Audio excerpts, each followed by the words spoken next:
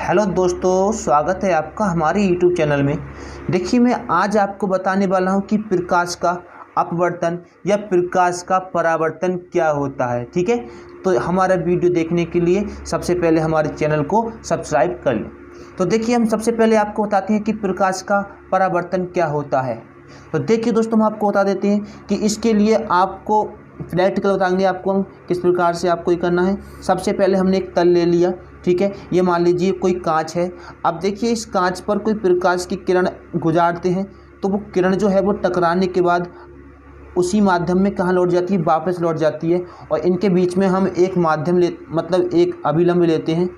ये क्या हो गया दोस्तों, ये एक अभिलंब है इनके मध्य में। तो देखिए, ये इस पर किरण ये आपतित हुई है, तो इसलिए दोस्तों हम इसको बोलते हैं आपतित किरण। ठीक है, मैं लिख दे रहा हूँ यहाँ पर, इसको बोलते हैं हम आपतित किरण। आपतित किरण, आपतित किरण।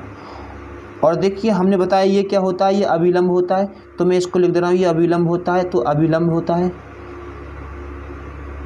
ये देखिए, जब ये किरण टकराने के बाद जब वापस जाती है तो इसे बोलते हैं हम परावर्तित किरण।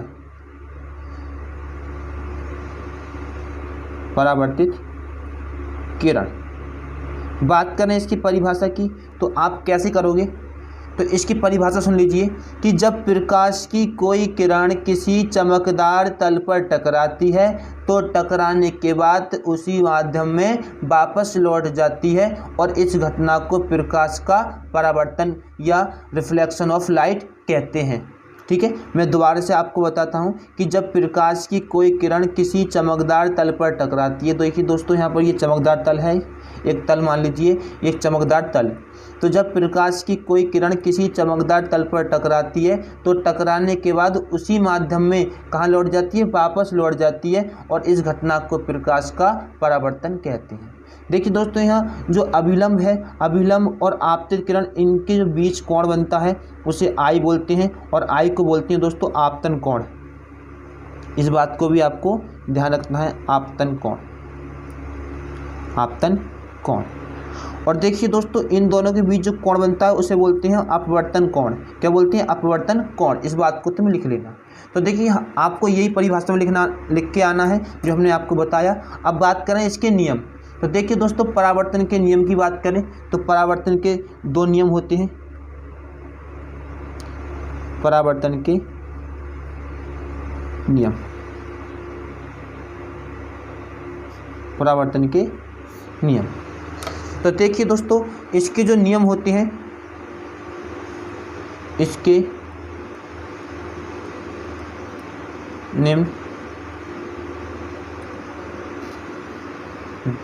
निम्न दो नियम होते हैं। ठीक है, तो इसके निम्न दो नियम होते हैं। मैं आपको बता दूं वो दो नियम कौन कौन से हैं। तो सबसे पहला नियम दोस्तों यहाँ पर ये है कि जो कोण आई है, यानी आपतन कोण आई जो है वो अपवर्तन कोण आर के बराबर होता है। तो मैं यहाँ लिख देता हूँ कि इसका पहला जो नियम है वो कोण आई किसके बराबर होता है, कोण आर के।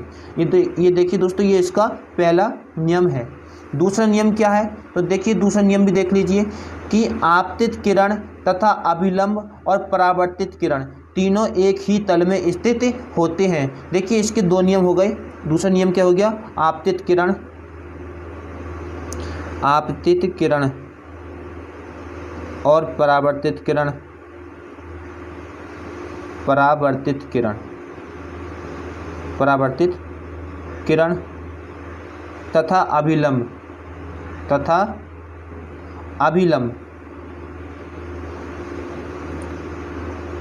अभिलंब तीनों एक ही तल में स्थित होते हैं। तीनों एक ही तल में स्थित होते हैं, इसे बोलते हैं इसका दूसरा नियम।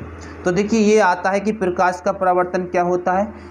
ठीक है, और इसके नियम लिखिए। तो मैंने आपको परावर्तन के नियम भी लिखा दिया और आपको इसकी परिभाषा भी आपको बता दी है, आप लिख लोगे। ठीक है, अब हम बात करते हैं प्रकाश के अपवर्तन की। ठीक है, तो सॉरी अपवर्तन की। तो देखिए, अब प्रकाश का अपवर्तन क्या होता है हम आपको बताते हैं।